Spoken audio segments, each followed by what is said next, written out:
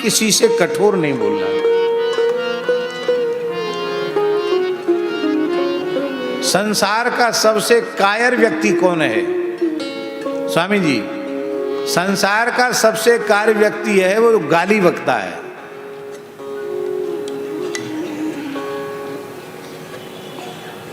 हनुमान जी ने किसी को गाली दो बताओ, एक थप्पड़ जमाया। गाली दी किसने? लंकनी ने। मोर हार जहां लगी चोरा, कहां जा रहा है चोर? हनुमान जी चुप, वो कह सकते थे कि चोटिन की सरदार, तू कहा हमको चोर बता रही? कुछ नहीं बोले। मुट्ठी का एक महाकपिहनी, एक घूसा जमाया, रुद्र में ढरनी ठनमनी, रक्त निकल गया, दूषित विरक्त हो गई, बुद्धि शुद्ध हो गई। बोली तात स्वर्ग अपवर्ग सुख, धरिय तुला एक अंग, तूलन ताहि सकल मिल, जो सुख लव सत्संग। हमारे इस उपदेश का मतलब यह मत समझ लेना कि गाली न दे के सीधे घूसा मारो, ये अर्थ नहीं लगा लेना। ये पावर राम जी ने तुमको दिया हो तो प्रहार करो, पावर यदि नहीं दिया है तो प्रहार मत करो। स्वामी जी, पुलिस को वर्दी मिलती है, उसको पावर मिलता है। आप पुलिस की देखा देखी डंडा चलाने लगोगे, जेल जाओगे। वो जेल नहीं जाता डंडा चलाने के बाद में, क्योंकि उसकी चपरास है, उसको पावर मिला हुआ है। बोलो भक्तवत्सल भगवान की जय। किसी से कठोर मत बोलो, किसी को गाली मत दो, किसी पर प्रहार मत करो। एक बहुत उच्च कोटि के महात्मा की वाणी है, राम प्रसाद जी महाराज, एक बहुत उच्च कोटि के महात्मा की वाणी है। उन्होंने रोते हुए हमसे कहा, भगवत अनुभव प्राप्त था उन महात्मा को, बड़े नाम जापक संत थे। उन्होंने कहा, हमको पंडित जी बोलते थे, बोले पंडित जी एक बात की सावधानी रखना। किस बात की? बोले कभी गौ ब्राह्मण संत पर प्रहार मत करना।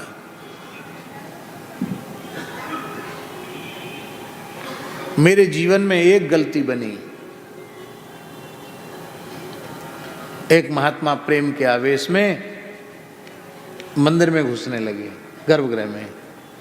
बोले हम पुजारी थे, जवान थे, पहलवान जैसा शरीर था, गुस्सा आई तो बोले मैंने लात मारी उनको, भीतर न घुसे इसके लिए। अपना बायां पैर उठाया, लात मारी। फिर वो उठा तो ऐसे हाथ मारा, हाथ और लात दोनों का प्रयोग किया, मतलब ये समझो। बोले बाद में वो तो खैर नहीं घुसे, मंदिर तो बच गया। लेकिन बोले आज इस अवस्था में जब शरीर वृद्ध हो गया तो मैंने जीवन में अपने कोई पाप नहीं किया, लेकिन एक साधु पर पैर चलाया, हाथ चलाया, तो देखो बच्चा ये मेरा लकवा में ये हाथ भी चला गया, ये पैर चला गया। आज हमको सेवकों का मुख देखना पड़ता है। एक संत ने रोते हुए कहा, महाराज जी वृंदावन की घटना, इसलिए किसी साधु पर हाथ नहीं उठाना, किसी ब्राह्मण पर हाथ नहीं उठाना, किसी गाय पर हाथ नहीं उठाना, सहन करना। अरे साधु, गौ ब्राह्मण साधु नहीं, किसी प्राणी पर आप हाथ क्यों उठाते हो? अन्नदान, जलदान, भूदान, स्वर्णदान, ये सब बहुत श्रेष्ठ हैं। पर महाभारत में लिखा है सर्वोपरि दान अभय दान है। संसार के सभी प्राणियों को अपने आप से अभय कर देना, किसी को भयभीत न करना। महाभारत में लिखा है अहिंसा सर्वभूतानां यथा माता तथा पिता। जो अहिंसक है, मनवाणी क्रिया से किसी की हिंसा नहीं करता है, उस मनुष्य को भगवान का दर्जा प्राप्त हो जाता है। तो सर्वभूतानां यथा माता तथा पिता, वो संपूर्ण प्राणियों का पिता माता है। उस संपूर्ण प्राणियों के पिता माता तो भगवान है, वो भगवान के ही समकक्ष हो जाता है।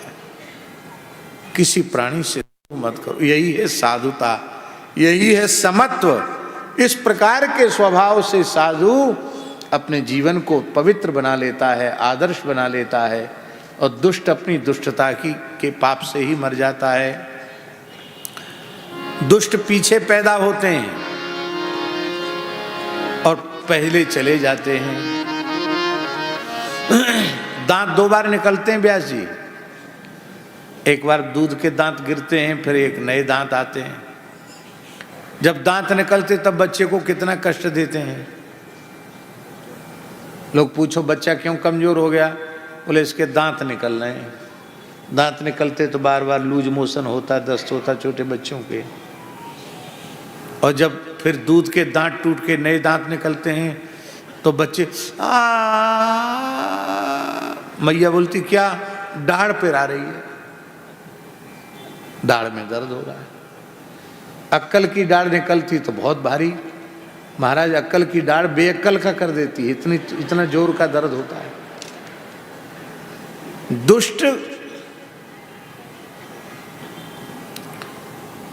दुष्ट कष्ट देने के लिए ही पैदा होते हैं, दुख देते हैं, और जब तक रहते हैं, जब तक जीते हैं, तब तक दुख ही देते हैं। पर जो स्वयं अपने दूसरे के जीवन का मूल्य नहीं समझता, उस व्यक्ति के स्वयं का जीवन भी मूल्यवान नहीं बनता है।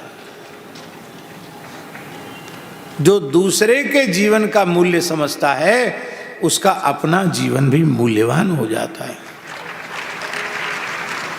इसलिए प्रसिद्ध है, जियो और जीने दो।